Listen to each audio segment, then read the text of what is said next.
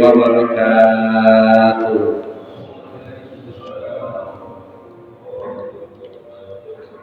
Bismillahirrahmanirrahim. Alhamdulillahirabbil alamin. Wa bihi nasta'inu ala umurid dunya waddin. Shalatu wassalamu ala sayyidina wa maulana Muhammadin khatamil anbiya'i wal mursalin wa ala alihi wa sahbihi ajma'in. Qalu subhanaka la ilma lana illa ma 'allamtana innaka antal alimul hakim. Rabbi shrah li sadri wa yassir li amri wahlul 'uqdatam min lisani yafqahu qawli, amma ba'd.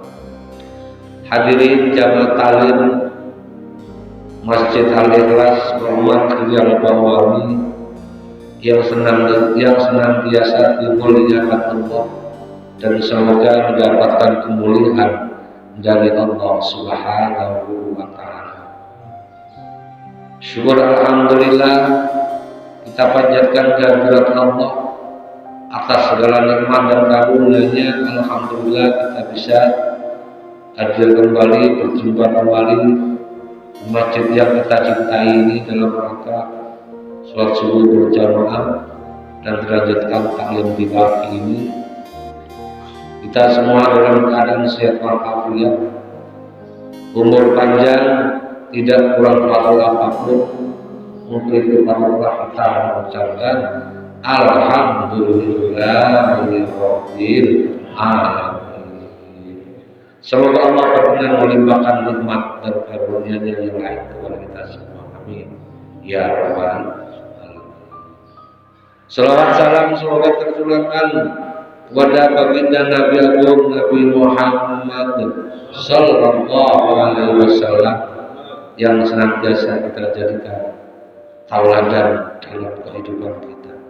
Semoga kita sebagai umatnya bisa belajar, mencontoh, mentauladan apa yang sudah diajarkan Rasulullah Sallallahu Alaihi Wasallam, dengan harapan kelak nanti di hari kiamat kita mendapat pengakuan dari umat Nabi yang akan mendapatkan syafaatnya. Amin ya rabbal. Hadirin jamaah kalian sekalian, mari kita lanjutkan taklim kali ini. An-Nisa ayat 43. An-Nisa ayat 43. A'udzu billahi minasy syaithanir rajim. Bismillahirrahmanirrahim. Ya ayyuhalladzina amanu la taqrabus salata wa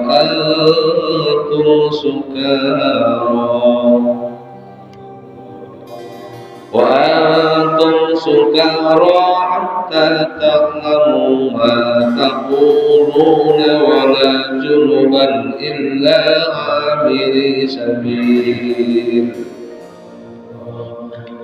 ولا جنبا إلا عابري سبيل حتى تغتسلوا وإن كنتم مرضى أو على سفر أو جاء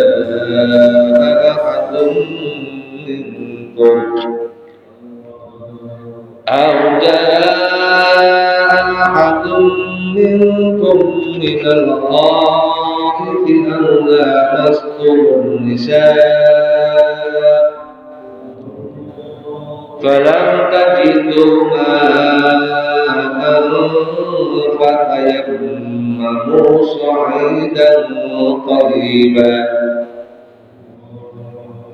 فتيمموا صعيدا طيبا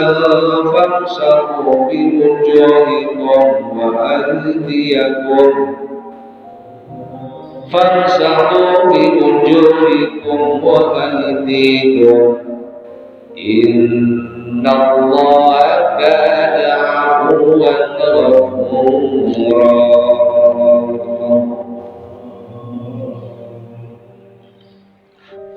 Ya ayyuhalladzina amanu la taqrabus sholata.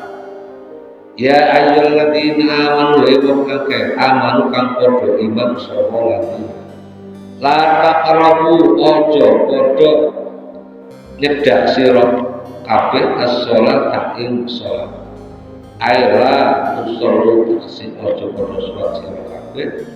Wa antum utawi sira iku sukara lagi mabuk. Minas sarobi saking barang kang mabuk. Li anna sababan nuzulinya karena sebab turunnya iki ayat iku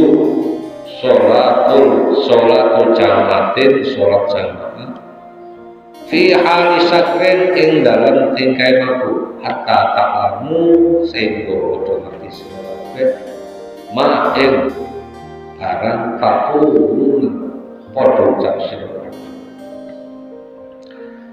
Hai orang-orang yang beriman, ya ayyuhalladzina amanu, hai orang-orang yang beriman, la taqrabus sholata, kalian jangan mengerjakan sholat atau jangan mendekati sholat. Wa antum sukara, sedangkan kalian dalam keadaan mabuk. Hatta ta'lamu ma taqulun, sehingga kalian mengerti apa yang kamu ucapkan. Ayat ini An-Nisa ayat 43 menerangkan tentang ada dua kewajiban larangan, kewajiban melaksanakan perintah Allah dan melaksanakan meninggalkan larangan Allah. Jadi intinya ayat ini nanti menerangkan tentang apa? Mensucikan diri ketika kita berkomunikasi dengan Allah, itu ketika kita akan melaksanakan ibadah. Mensucikan diri ketika akan mempersiapkan diri untuk ibadah kepada Allah. Ayat sebelumnya sama, mensucikan tapi mensucikan amal.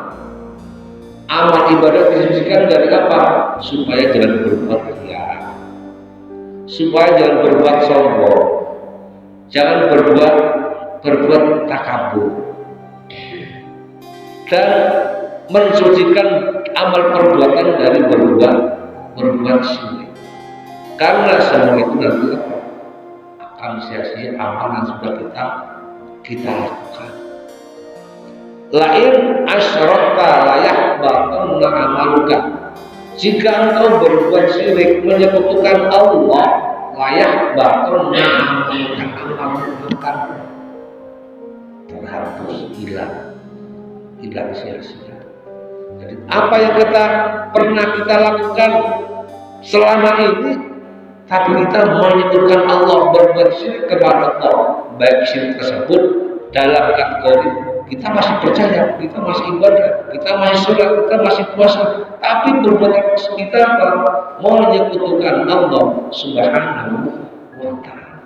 Layak batalna amaluka, amal kita terhapus semuanya sirna. Wa qadimna ila ma'amilu, wa qadimna ma'amilu, diperlihatkan amal yang tidak pernah kita perbuatkan, dijadikan wajah mansur seperti debu. Ini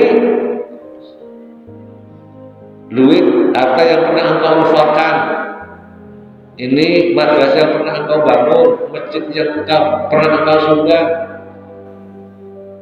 orang yang pernah engkau bantu, tapi wajah Allah hilang.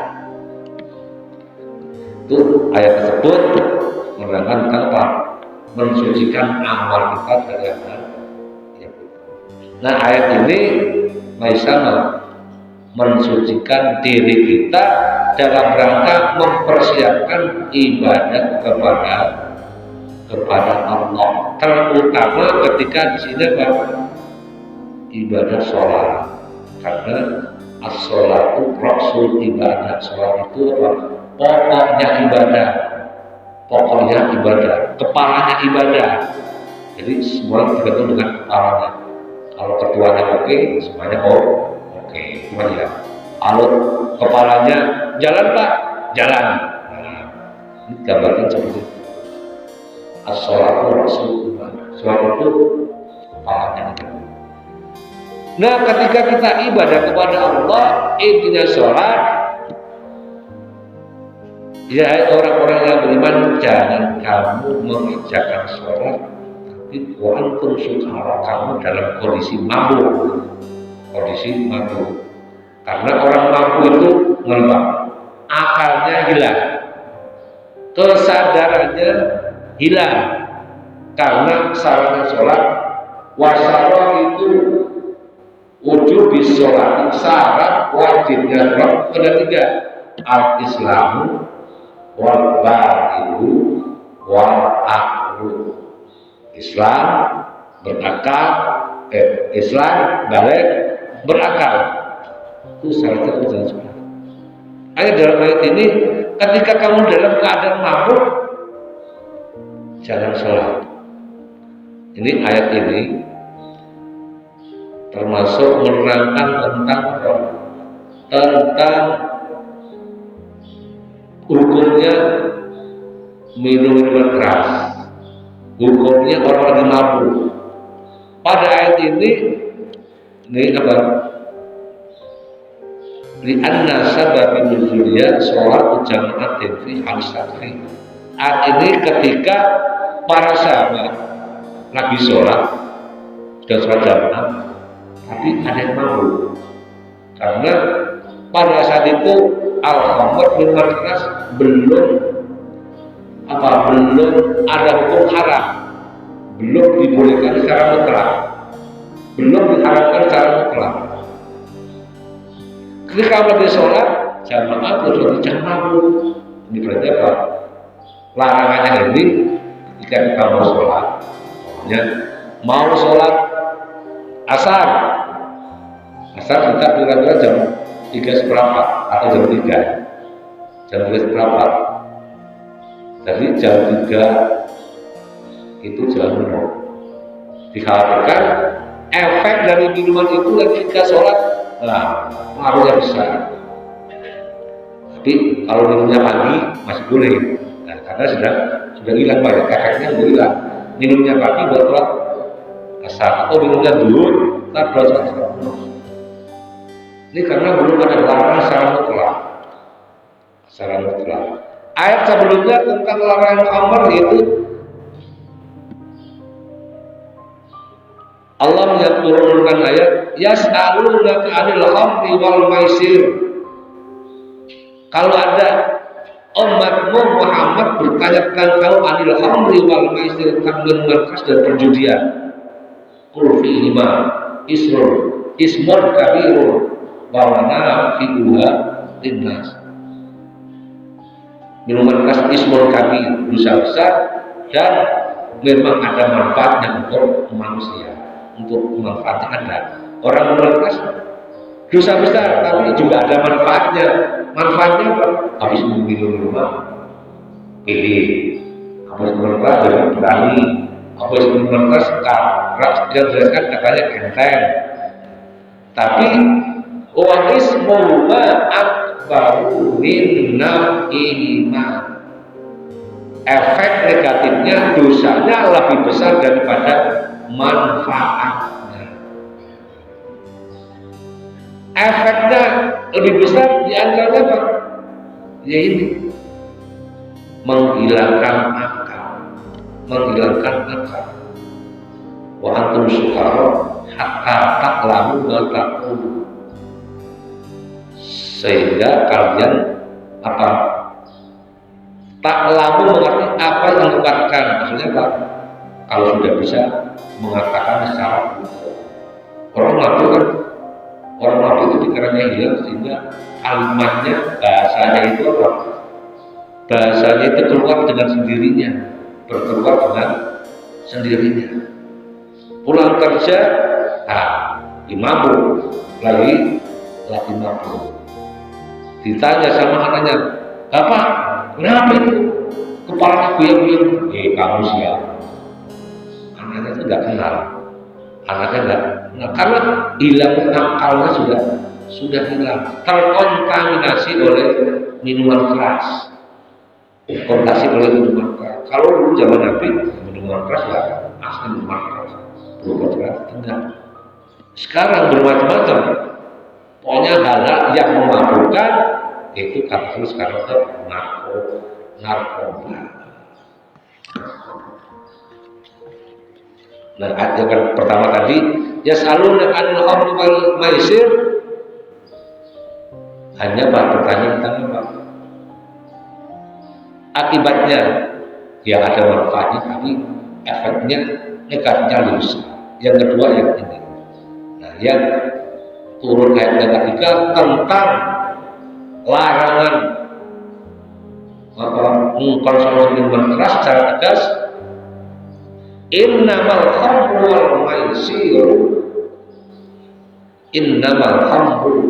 wal maisiru rijsun min amali syaitan fa'tahu qurrimat alaikumul maitat wa qurrimat alaikumul khamru wal maisir. Apa maknanya? Ya benar. Innamal khamru wal maisir rijsun min amali syaitan. Sesungguhnya khamr dan maisir, khamr dan perjudian itu rijsun min amali syaitan, kata pembahasan fajtanibu, maka jauhilah. Itu ada kalimat apa? Fajtanibu, maka jauhilah. Disuruh jauh itu kalimatnya adanya pakai pertama al-amru al-qurru harus ditinggalkan mutlak, baik apa kondisinya seperti itu tadi atau enggak, baik sebelum masuk waktunya sholat ataupun jauh dari waktu sholat, baik sedikit maupun banyak, mutlak semua keharamannya dilarang oleh Allah Subhanahu wa Ta'ala. Karena kembali lagi minuman keras dan hal-hal yang sepadan dengan itu bisa merusak akal. Karena ja'a syari'atul lil muhafadzati khamsati asya, datangnya syariat Islam, agama Islam itu lil muhafadzati khamsati asya, untuk menjaga 5 hal. Di antara yang pertama hifdzul aqli, menjaga akal ini harus dijaga. Supaya akalnya dijaga, supaya apa? Tidak terkontaminasi oleh hal yang lain. Apa yang mempengaruhi itu? Minuman, ini termasuk minuman keras. Supaya akan terjaga. Untuk itu, supaya anak-anak kita, generasi kita, di lingkungan kita mudah-mudahan bebas dari narkoba, minuman keras. Amin ya rabbal alamin. Yang kedua, ja'a syari'atu lil muhafadzati khamsati asya. Yang kedua adalah hifdzun nafsi, untuk menjaga diri kita harus dijaga. Jangan sampai diri kita ini kita dibinasakan, baik dibinasakan secara sendiri maupun kita binasakan orang lain. Jangan sampai membunuh orang lain akan membunuh diri sendiri. Makanya membunuh diri tidak. Apalagi membunuh diri, mengharapkan dirinya mati itu pun nggak boleh. Apalagi sudah secara langsung membunuh diri kita. Walau takaman namru maut, janganlah kau mati. Jadi agama diturunkan ini untuk menjaga diri. Mantaroda min jabalin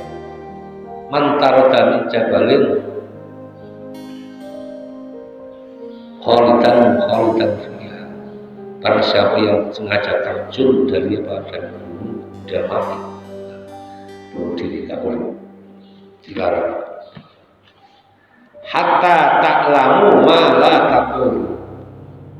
Jadi ayat ini menerangkan ketika kalian lagi mabuk jangan sholat sehingga sadar lebih dulu. Kalau sudah sadar baru boleh mengerjakan sholat. Ayat ini berkaitan dengan ketika waktu itu minuman keras belum diharamkan secara mutlak, ada sahabat lagi sholat jamaah bacanya salah. Salahnya bukan karena lupa atau bukan karena tidak hafal, tapi tidak apa salah baca ayatnya karena dia mabuk. Kemudian turun ayat ini. Itu kita baca dari arah yang lain. Itu suratnya pendek, nggak panjang-panjang. Ya ayyuhal kafirun la a'budu ma ta'budun. Semestinya dibaca la a'budu ma ta'budun, la-nya hilang. A'budu ma ta'budun, aku menyembah apa yang kau sembah. Kan bahaya, artinya jauh berbeda. Apalagi berbeda, ngurangi satu dua pasti berbeda. Harokatnya berbeda pun maknanya berbeda. Contohnya dari rojulun, orang laki-laki, kalau rojulun kaki, beda apa ya? Beda.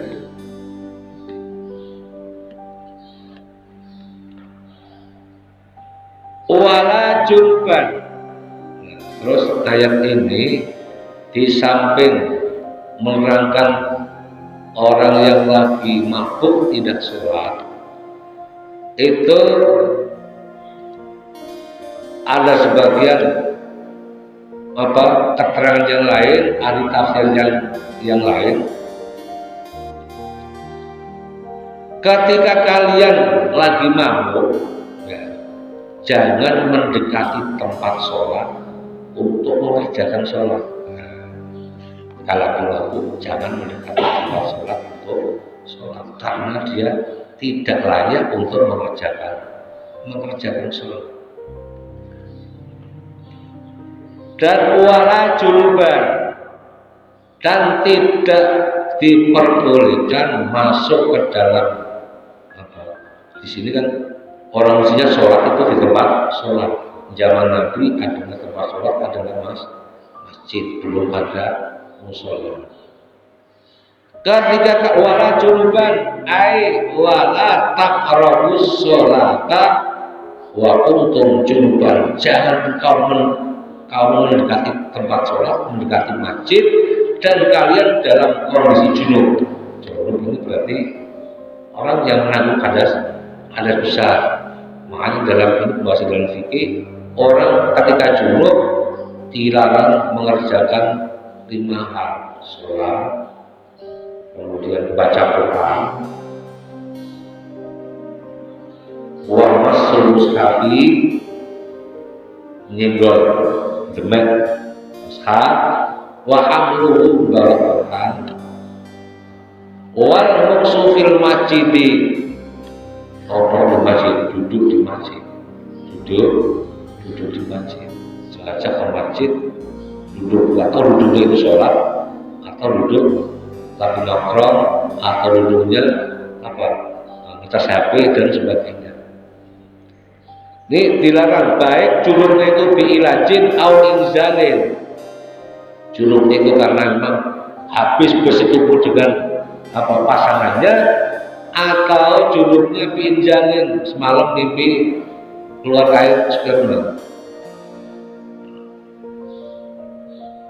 Hatta alal hal baik itu lafaz kalimat ini berlaku untuk satu orang maupun untuk orang banyak. Illa abiri sabilin, orang junub boleh boleh mendekati masjid, atau kalau hanya sekedar illa abiri sabilin, illa abiri ain muhtazi yin sabilin. Kalau bahasa kitabnya itu bahasa sananya illa abiri sabilin, kejopo cuman nambah dalan torikin musafilin, hanya lewat, jadi hanya sekedar lewat di masjid boleh. Karena apa? Ada hajat. Karena zaman Nabi banyak sahabat yang tinggalnya Pak di emperan masjid. Kalau mereka mau mandi, mau ke tempat wudhu, ya itu harus melewati masjid.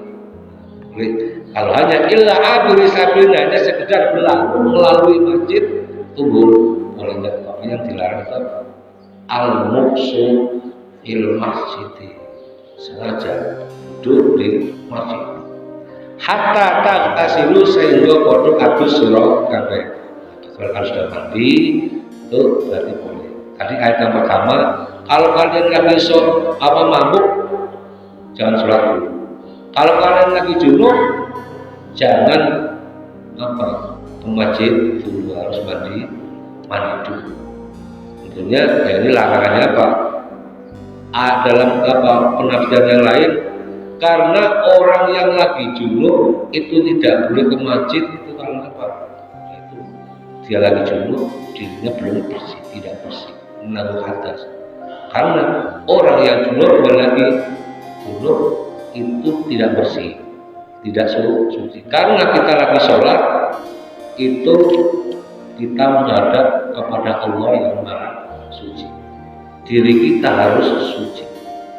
Dan kita berada pada waktu yang suci. Itulah di waktu seorang hamba yang dalam kondisi yang paling baik, yang paling sempurna itu ketika kita berada dalam kondisi sholat. Karena dalam kondisi sholat, ketika kita habis sholat, badannya bersih, pakaiannya bersih, pakaiannya suci, badannya suci. Di waktu yang suci, adalah waktu sholat. Kenapa dinamakan waktu suci? Ketika kita lagi sholat, dilarang berkata-kata dengan yang ada di kanan kiri kita. Bahkan berkata dengan seorang imam atau imam tidak. Bahkan melakukan pergerakan di luar pergerakan sholat pun tidak diperbolehkan. Sedangkan waktu yang suci adalah waktu sholat. Karena itu kita di dalam waktu yang suci, disitulah tempat yang waktu yang istijabah, doanya diijabah. Karena doa yang paling ijabah termasuk doa ketika dibaca waktu ketika sholat, doanya diijabah. Kembali lagi itu semua doa bacaan yang kita baca dalam sholat apabila kita dalam kondisi khusyuk, lisan dan hatinya senantiasa nyambung. Kalau sudah seperti itu, orang tersebut nanti akan mendapatkan keberuntungan baik beruntung di dunia maupun beruntung di akhirat. Qad aflahal mu'minuna alladzina fi sholatihim khashi'un. Qad aflahal mu'minuna, sungguh beruntung orang-orang yang mukmin, orang-orang yang beriman. Siapakah orang mukmin itu? Alladzina fi sholatin khashi'un. Di antara keberuntungan orang mukmin adalah ciri orang mukmin adalah mereka yang khusyuk ketika menjalankan sholat, terutama sholat fardu, sholat lima waktu.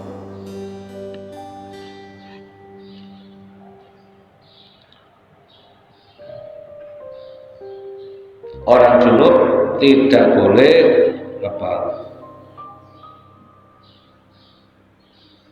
duduk di masjid, diam di masjid, kecuali kalau hanya sekedar berlalu, atau kecuali hanya memang ada kebutuhan hajat yang tidak bisa dihindarkan. Ini sama seperti halnya seorang wanita. Kapan ketika dilarang ke masjid? Itu ketika ketika haid atau nifas.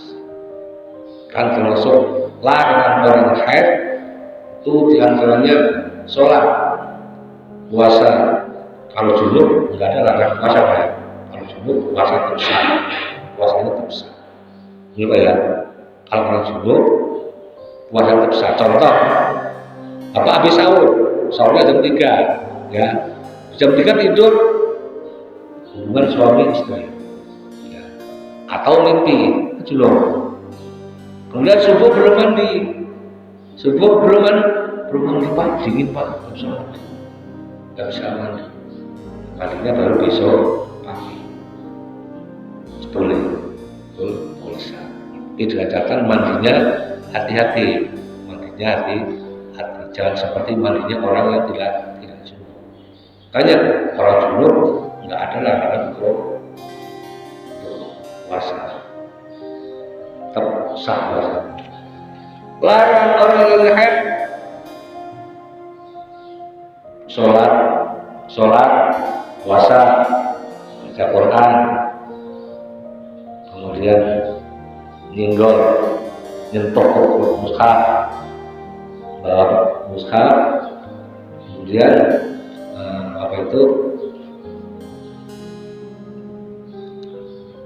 al-musufil lewat di masjid, tapi inhofat kalwisu, termasuk apa? Berada di masjid, tapi dengan catatan inhofat kalwisu, kalau dikhawatirkan darahnya netes. Kalau di situ ada inhofat kalwisu, kalau enggak seperti itu, kemudian dia mengatakan kalau ada hajat boleh nggak apa-apa, termasuk umpamanya ada petugas masjid kalau perlu bersih, kalau harus mereka, tapi dengan catatan itu sama tidak mengotori masjid, tidak jadi masalah. Tapi ada yang lebih hati, walaupun tidak mengotori, tidak meneteskan dari ke masjid, tetap tidak boleh ke masjid. Itu diantaranya orang tawaf juga tidak diperbolehkan, tidak diperbolehkan.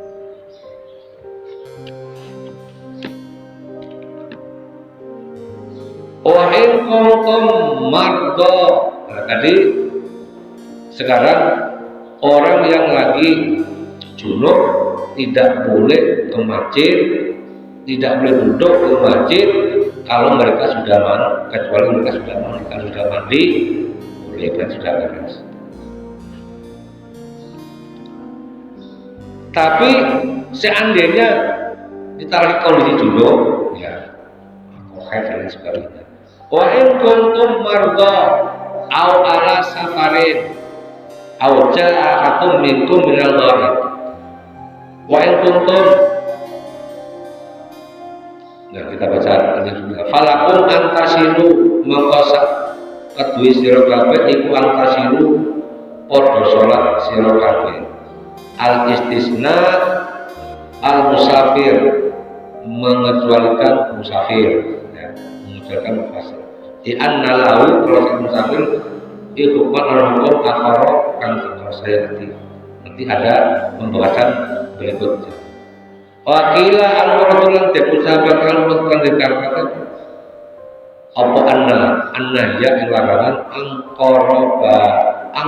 angkorobani mewati sholat, larangan mendekati tempat sholat ayil masajid.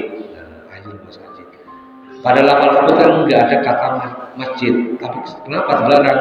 Nah, karena identiknya orang sholat itu di dalam masjid, makanya tidak boleh masuk ke masjid atau mendekati masjid karena kondisinya lagi seperti itu.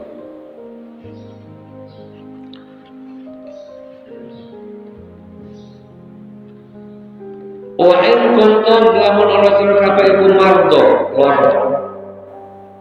air mardon loro yang guru kang bahayake ing mardo apa almarhum. Jadi diperbolehkan orang yang sakit tidak, ketika lagi sakit, lagi junub atau hadas, boleh tidak mandi tapi harus tayamum, gitu lah ya, harus tayamum.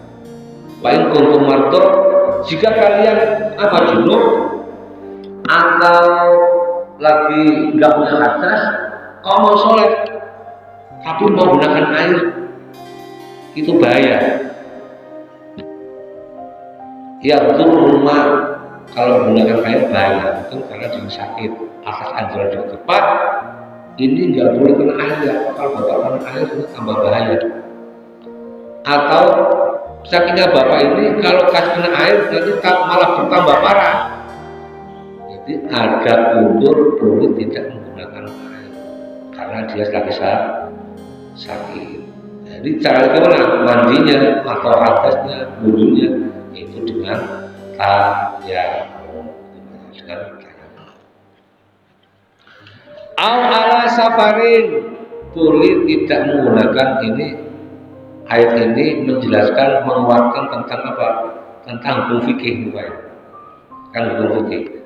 Au ala safarin, untuk narasi bepergian, ayat musafirina, wa antum junubun amuh di sunnah, atau dalam kondisi bepergian di perjalanan, tiba-tiba kamu dalam keadaan apa? Keadaan junub, kemudian sudah masuk waktu sholat. Berarti harus apa? Mandi. Di tengah perjalanan nggak bisa mandi. Kalau di bis perjalanan jauh, sopirnya nggak kenal tempat rest area, ya apa ya? Langsung bablas. Ini gimana? Atau di pesawat terbang, pesawat terbang kalau udah saya sendiri udah pernah naik pesawat. Kenapa? Naik pesawat? Hari itu pernah naik pesawat? Nggak pernah naik pesawat. Ketika kita di pesawat, ya sudah masuk waktunya sholat, biasanya kan diajukan bapak-bapak, ibu-ibu sudah masuk waktunya sholat, persilakan tayamum. Tayamumnya kenapa? Nanti ada di belakangnya. Jadi nggak usah wudhu dengan air juga bukan tayamum. Nanti air di belakangnya fatayamum sholat. Auja'a ahadun minkum minal ghaib. Auja'a atau utawa sapa ahadun salat wong suci minkum sang sira minal ghaib. Minal ghaib ini apa? Wal makamu, tempat al-mu'akdu kan dan biasanya liqaul hajati maring buang hajat. Afdasa itu atau orang yang baru dari WC berarti kan buang hajat sudah enggak ada air, ada air tapi kalau air kita pakai cebok, kita pakai nanti nggak minum, nggak bisa masak. Ya. Cara kali itu dengan apa? Ya tidak tayamum, tapi dengan istinja, dipepar dengan batu. Ini apa termasuk kemurahan agama, kemurahan syariat. Tidak mempersulit supaya kita tidak terlalu repot. Ya ini perlunya belajar ngaji itu. Awlamastumun nisaa utawa gebok awlamastumun nisaa utawa gebok ing sira kabeh an-nisaa ing keluarga. Ini maksudnya apa? Afi qiraatin bila alifin awlamastu wakila huma utawi lur lafal lamastum utawa lamastum bimakna lamsi kelawan maknane gembel apa menyentuh wa al-jisu bil yadi wa al-almas itu al-jisu raba bil yadi yang dimaksud almas itu apa? Berapa dengan menurut satu pendapat boleh dibaca lamastum, aslinya boleh dibaca lamastum. Qala Ibnu Umar wa alaihi syafi'i qala menyampaikan Ibnu Umar wa alaihi asy-syafi'i pendukung Imam Syafi'i wa urqa lan den pacaki apa lafal bilawan lafal mas al-jisa dibagi basawati kelawan sekali itu. Tadi dan masuk apa menyentuh itu dengan di sini al-jisu juga diperapa dengan Tapi menurut pendapat Imam Syafi'i menyentuh tidak harus dengan tangan. Bibakil basrati itu dengan sentuhan kulit yang lain siput sama siput, kaki sama juga kaki sama mau asal itu tapi kakinya tiba-tiba apa merambat ini boleh itu juga apa mengakibatkan apa wudhunya batal. Wa Ibnu Abbas wa al-jima, tapi kalau Imam Abbas ini dari Imam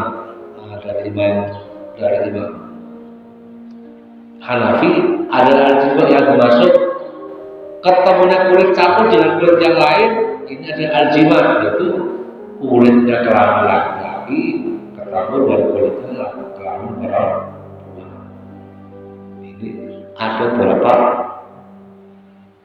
mazhab ini berbeda-beda, bahkan termasuk aula mas'ulisa sentuhan kulit laki dan perempuan. Kalau Imam Syafi'i ketika baik itu dalam kondisi apa bisa waktu dengan apa ada sahabat atau tidak wudhunya batal.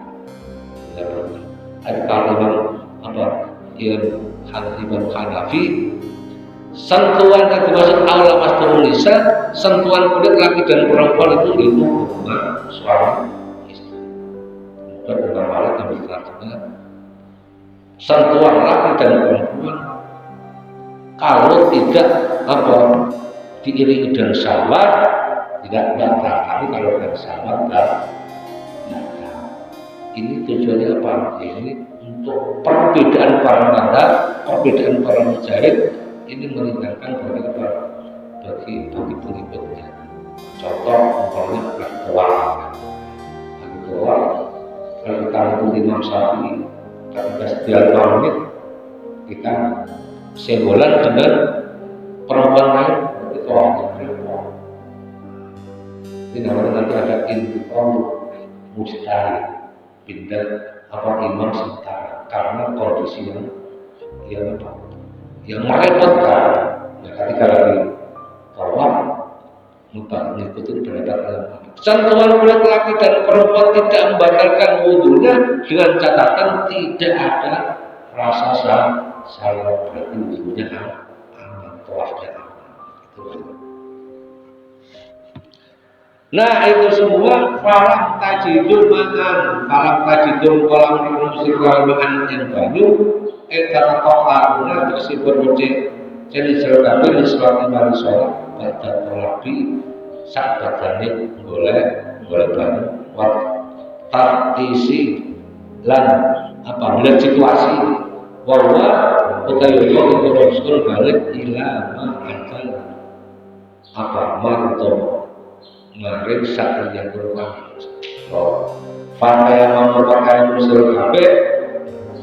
Jadi tadi yang pertama orang lagi junub, orang lagi sakit, orang lagi junub, kemudian dia sakit, kemudian dia lagi di perjalanan atau dia lagi bersentuhan, itu berarti intinya orang-orang yang tidak menanggung orang yang menanggung hadas, baik hadas kecil maupun hadas besar. Aturan kan harus disucikan dengan kalau nanti mandi dengan air, wudhu dengan air. Tapi semuanya nggak didapatkan, nggak ada air.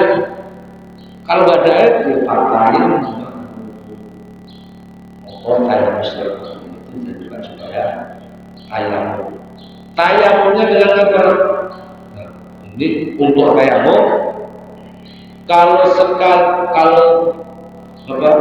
bersuci dengan air normal itu sekali wudhu itu buat apa? Buat beberapa waktu bisa. Namanya bapak wudhu sholat subuh sampai wudhu belum batal masih sah melaksanakan sholat subuh sampai asar belum batal boleh sholat asar bisa.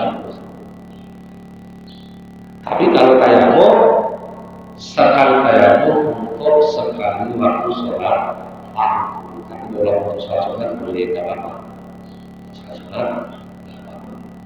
Kalau sholat sunat santai udah ada kok. Terakhir gimana? Dijualkan orang lagi, dijualkan lagi kamu lagi, ya Pak ya, repot. Jadi kalau untuk sholat fardu sekali tayamum sekali sholat.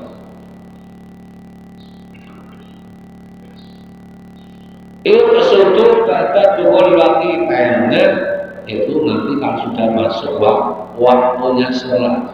Allah Allahu Akbar dulu tayamum sholat. Entar asal tayamum lagi. Lah itu semua apa? Merupakan keringanan kemudahan yang Allah berikan kepada umat Nabi Muhammad. Kalau jangan buang air terus selesai. So'idan tayyiba pakaian mau mengkortan segalus itu telah so'idan tayyiba aitu rohan tayyiron kelawan tanah kan suci itu tayang dengan tanah yang bersih, tanah yang yang bersih, tanah suci. Ada mengatakan tanah kami mandi. Ini istilah ulama banyak tentang tanah yang digunakan untuk tayamum. Ada yang mengatakan bahwa tanah yang berdebu, ada yang mengatakan boleh tanah keras, boleh pasir. Dengan ada yang lebih mudah, pokoknya tidak harus tanah atau tidak harus tanah yang berdebu. Apa-apa yang muncul dari tanah itu boleh digunakan tayang, boleh digunakan tayang. Sebenarnya kalau untuk orang-orang yang dari pesawat nyari tanah susah, cukup tanah tempelkan dinding pesawat. Di base juga tetap tempelkan dengan dinding pesawat. Ini yang dimaksud apa? Soal dan terlibat tidak harus berupa tanah atau debu yang ada di depan kita. Itu kembali lagi ini apa? Mempermudah. Nah itulah saking pentingnya sholat, pentingnya waktu sholat. Kita nggak ada air sampai apa? Udah nggak bisa wudhu, ada air, udah air. Ini semuanya kemudahan dari Allah Subhanahu wa Ta'ala. Famsahu bi wujuhikum wa aydikum untuk jalan kamu. Famsahu moko padha usah kabeh bi wujuhikum kelawan rayu kabeh wa aydikum lan turun tangan kabeh itu mengusap tangan dan mengusap wajah. Kalau mandi kan dibasuh semua. Ya, kalau tayamum gimana Pak? Kalau tayamumnya mandi gulung-gulung, kalau gulung-gulung repot banget. Cukup biar waktu mandi tayamumnya sampai tayamumnya wudhu muka dan kedua tangan. Kanan untuk sebelah kanan, kaki untuk sebelah kiri. Kanan dari sebelah sini boleh, atau dari tangan dua sama boleh, dan seterusnya. Ya, wa'aidikum dan kedua tangan. Makanya tayamum dari atas boleh, dulu dari bawah dulu boleh. Kebanyakan dari atas. Tempel tangan, kemudian disapkan tangan sampai situ.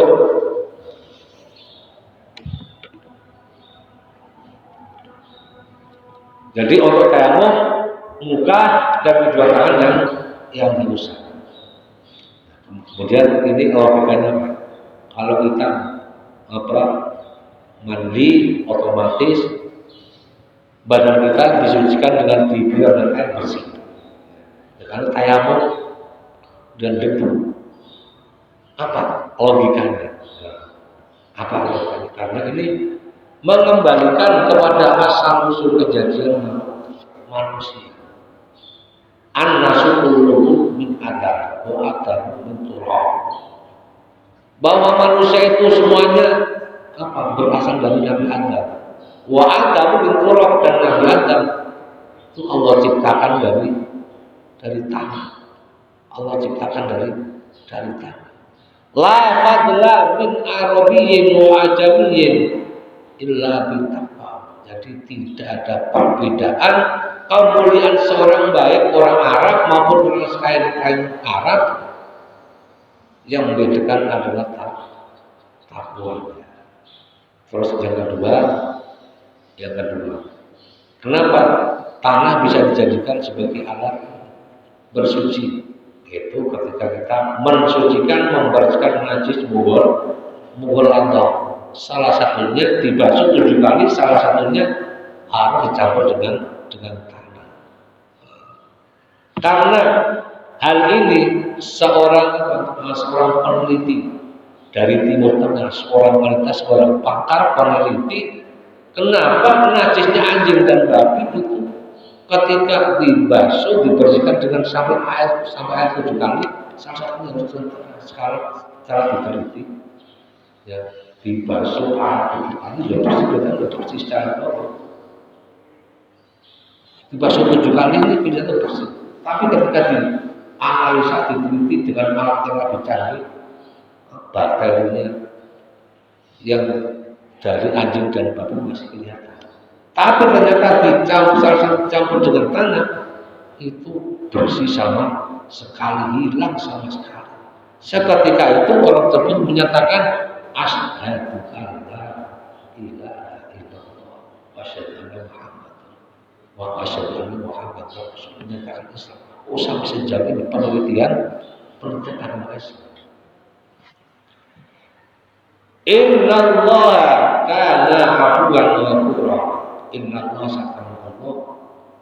Kana itu Allah itu afuwan, datang pemaaf, ghafura datang akan pengampunan. Nah, ini semua apa? Kalimat dari Allah.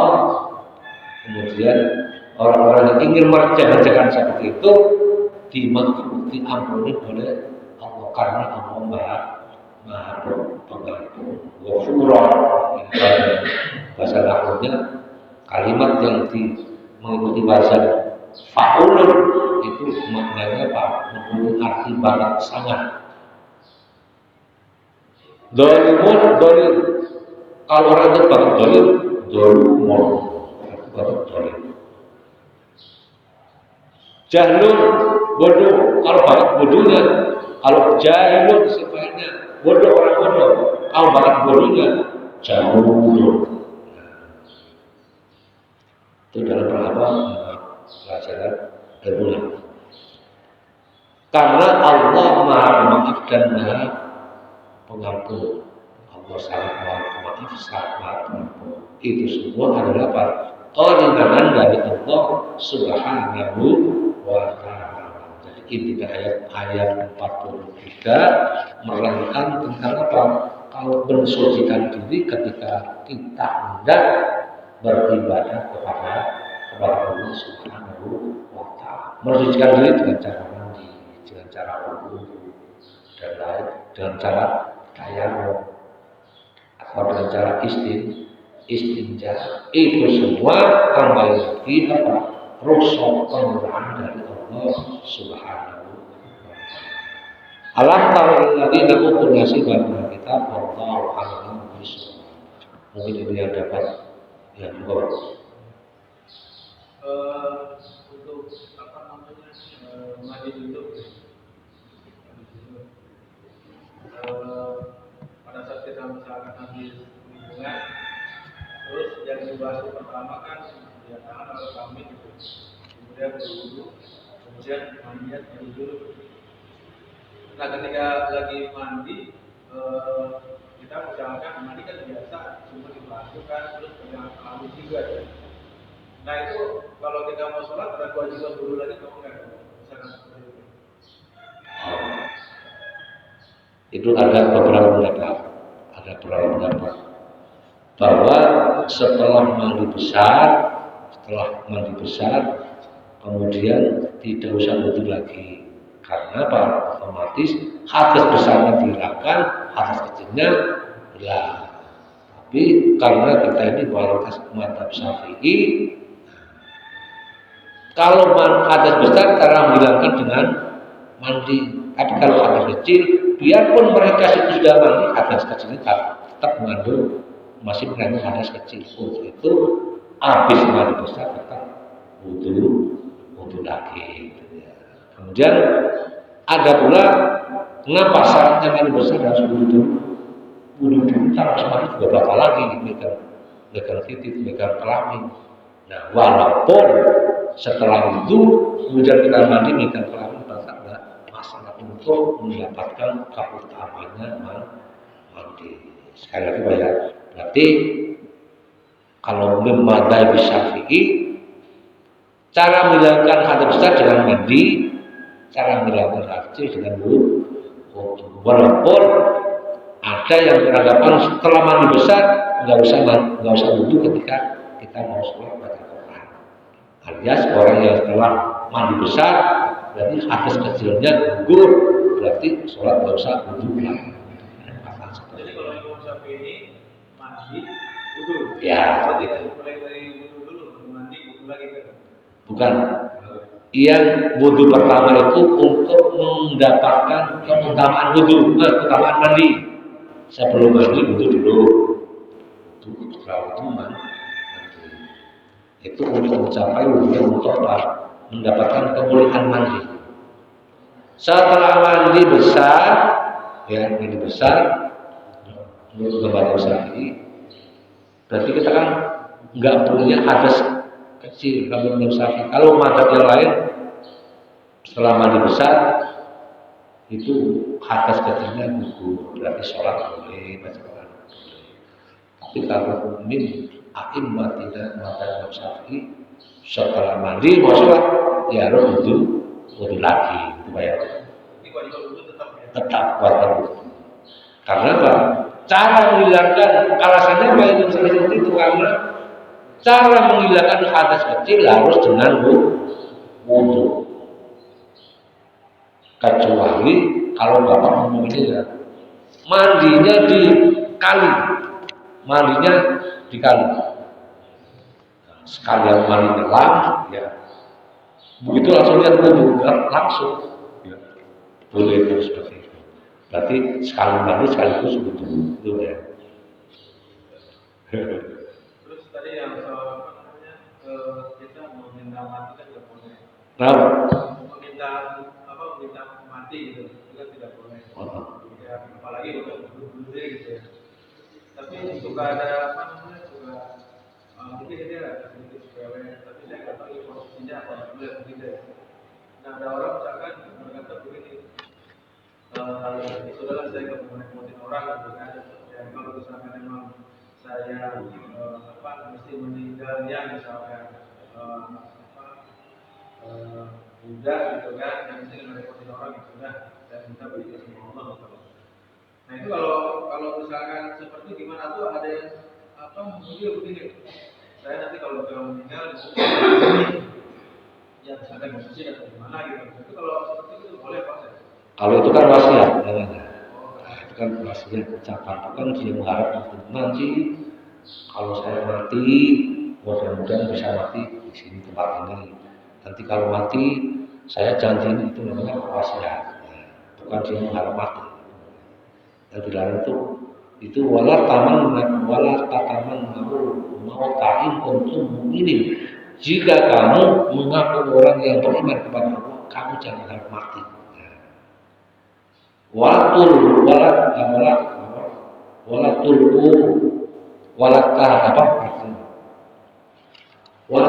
tidak tahluka. Jangan engkau ceburkan dirimu dalam kebinasaan yang paling maksimal adalah kematian.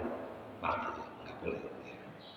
Terus dalam hadisnya mantarotan min jabalin, karena siapa yang terjun sengaja terjun dari gunung kemudian dia mati, khalidan ya selamanya dia ada dalam neraka. Alias apa? Tidak diperbolehkan. Walaupun dalam kondisi apapun itu tidak boleh. Allahumma shalli wa sallim ala sayyidina Muhammad wa ala sayyidina Muhammad wa alimna ilman nafi'an wa alimna ma lam kana innaka ta'lamu wa la na'lamu wa ta'lamu Allahumma inna na'udzuka min ilmin la yanfa' wa min qalbin la yakhsha' wa min nafsin la tasba' wa min qalbin la yastajibu sa'atan bi rahmatika ya arhamar rahimin. Allahumma ja'al auladana wa talamidana wa antum baitina wa min hadratina tuj'alna min ajlil wa al-iman wa al-rizqi wa min Qur'an wa min amal khair wa la tajalna wa iyyahu min an-syarri wa innaka ala kulli syai'in qadir.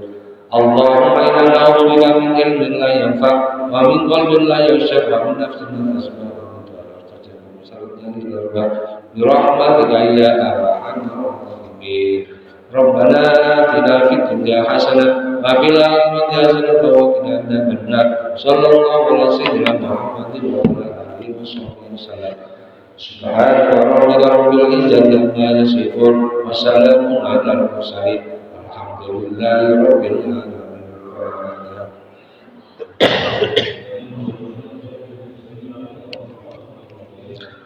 Alhamdulillahi rabbil alamin arrahmanir rahim maliki yaumiddin.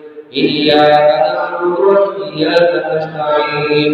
Ihdinas siratal mustaqim. Siratal ladzina an'amta 'alaihim ghairil maghdubi 'alaihim waladdallin.